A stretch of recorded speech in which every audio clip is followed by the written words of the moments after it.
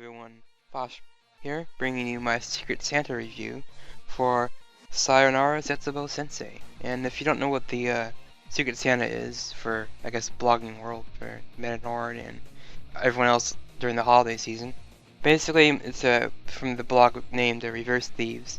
And they do this every year where they, I guess, ask a bunch of bloggers, like, I think it's like in the middle of November, or I think it's earlier than that, October actually. But anyway, they get an email.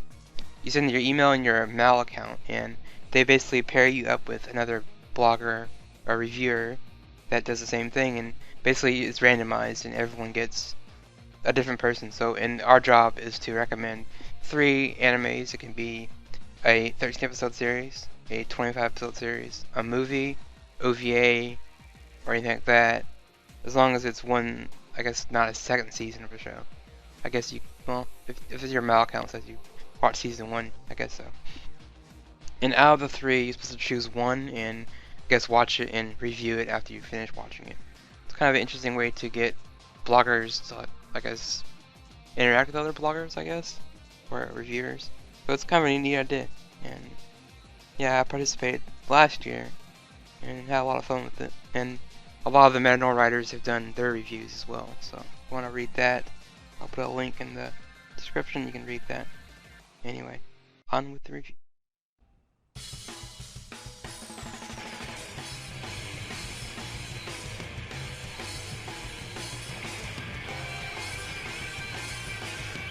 Before there was Madoka and Baconmana Cake Goddery, whatever, there was Sayonara Zetsubou Sensei, which was directed by Akayuki Shinbo.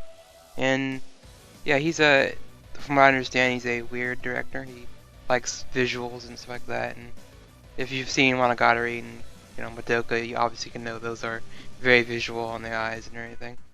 And even I think their season of Negima by Shaft, I think, is like that, very stylized. And if you don't know what this series is, it's kind of old but fairly new. I mean, I would think so anyway. But the main story follows a teacher named Nozumi Itoshi, whatever. Basically, he's a weird teacher. He sees everything as despair in his life and is always paranoid about things like that. And he's often pushed to the point to where he's almost trying to kill himself every week, every episode so far. But he never actually does it. In fact, there's one scene where he's trying to hang himself, and he's actually hanging, but this girl stops him, and after she helps him down and everything, he's like, "What if I died?" And it's a big running gag since it's a comedy.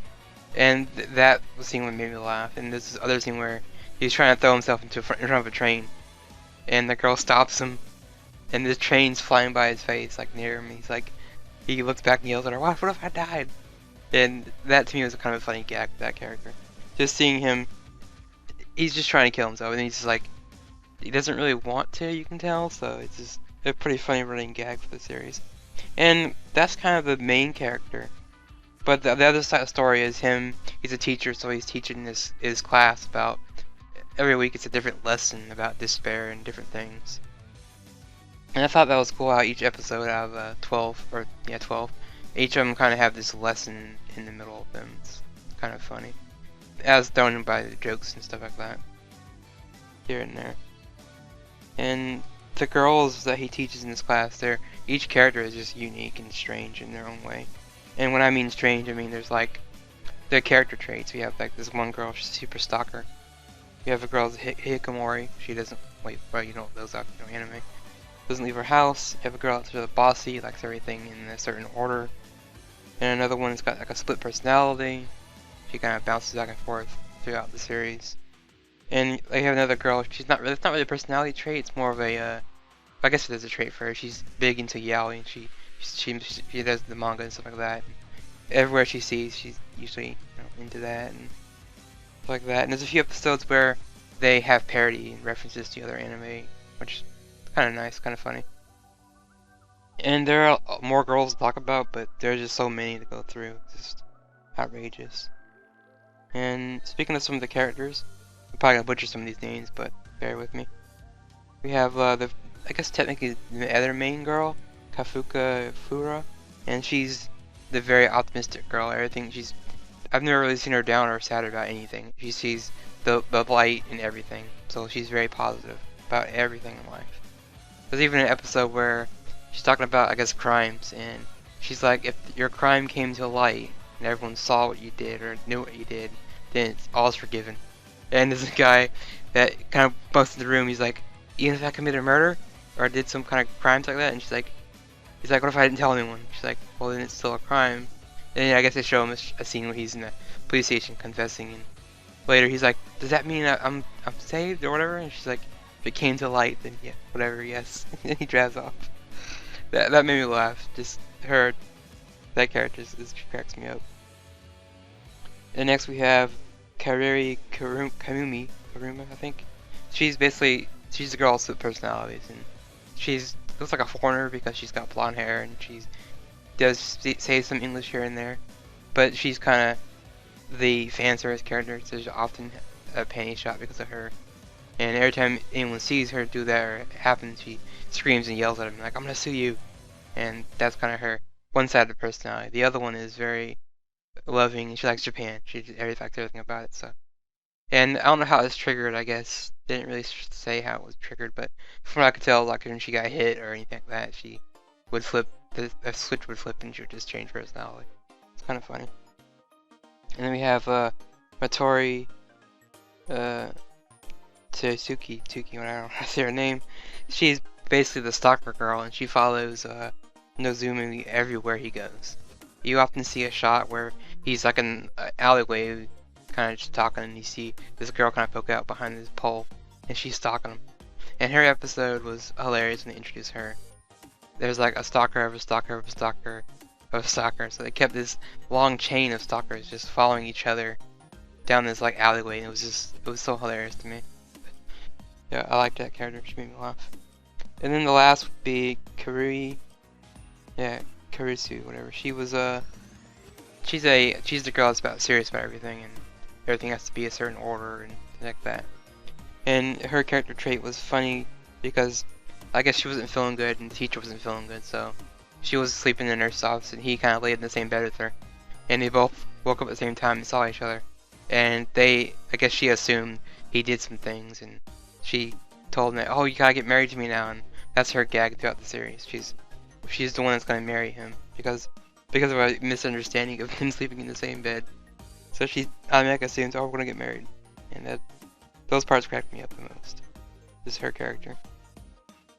And on the voice acting side of things, there are a lot of good actors in this. Starting with Hiroshiki Kamiya.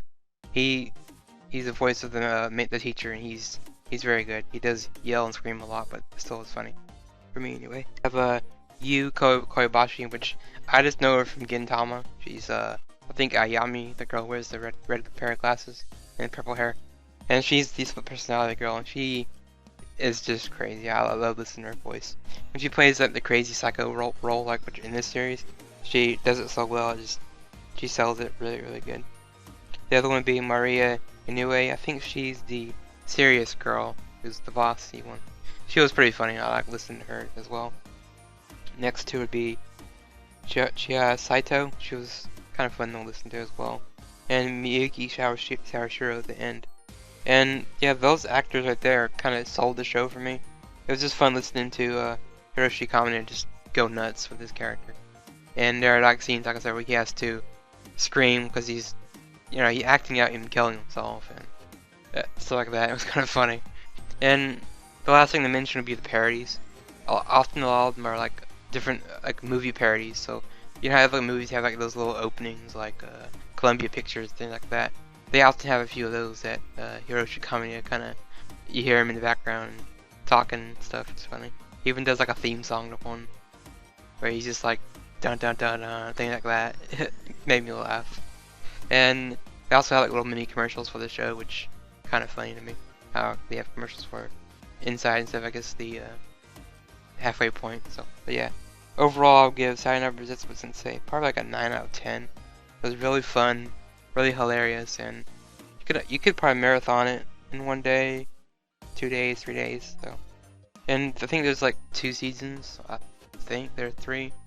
But yeah, I plan on checking out the other 2 just to see if there are any new characters introduced or if the same characters are still in it and what they do. So, but yeah, that's been my Secret Santa review for Zetsubou Sensei. If you guys see it, check it out.